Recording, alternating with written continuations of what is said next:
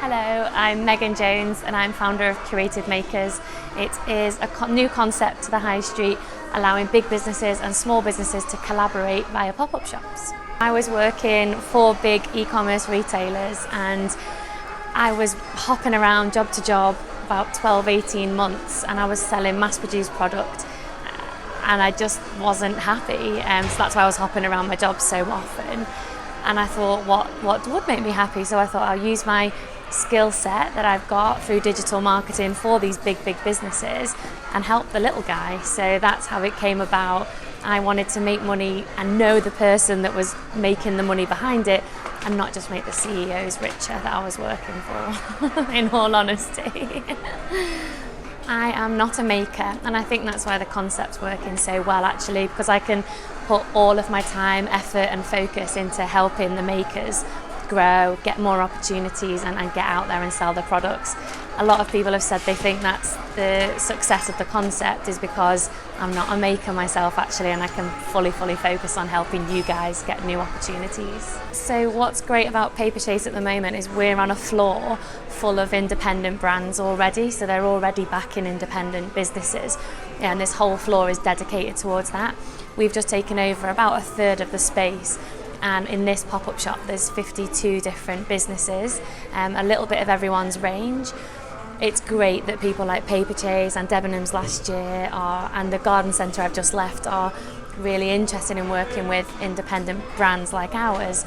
But I think right now the beauty of the Curated Makers concept is because I do all the hard work on their behalf. So I go out, I find all the makers, I deal with the 52 relationships per pop-up and make it quite easy for them to have access to this localised handmade product.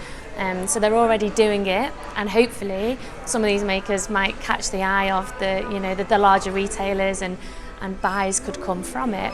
But right now I think what's working here is it is short term, it's exciting, we offer experiences in store, which makes it's an overnight solution really for big businesses to have, I call it like a sprinkling of small business magic. There's a lot of plans going on at the moment as to where I'm going to pop up next, and I get an awful lot of questions about where I'm going to pop up next. My focus is the high street, so I want to inject small businesses onto our struggling high streets and offer something a little bit different. So I can't announce anything just yet. I'm working through a lot of different contracts, but it's all in the pipeline. Some really exciting things coming in the future, and I just hope that there's so many more makers out there that want to join the concept. There's enough makers and talent out there to fill 20, 30 pop-ups, but there's only me at the moment, so I can only run one pop-up at a time. So I am actually looking to grow the team and actually find more people like me that are super focused and championing small businesses to hopefully run them on my behalf. And there's a lot going on at the moment. Don't have the magic answer, but there are nice exciting things coming. So in order to be stocked with Curated Makers, you can first off register your interest on the website. There's a tab that says Makers, and then you can register your information, tell me a little bit about yourself, and I'll have you on file then. But then for each pop-up, I then curate the pop-up based on the location, the customer portfolio, the space. Like sometimes I don't have much space, so I've got to be quite clever with what I stock. And also from customer demand, I come to a pop-up and then people ask me for certain things, and then I'm learning all the while as well what I need to be looking for. In terms of product, I look for high quality product, really unique. Everyone's northern that I work with at the moment, and my class northern as I've split the country in half in the nicest possible way, Nottingham and upwards for now. Ready for retail as well. Not everyone is ready to actually sell their products in a shop. Some people are just doing it for a hobby. It's not hobbyists that I'm working with. I am working with businesses. They don't need to be full-time businesses. I've got a lot of people that they're just doing it on the side. A lot of people that dream of doing it full-time but just do it part-time at the moment.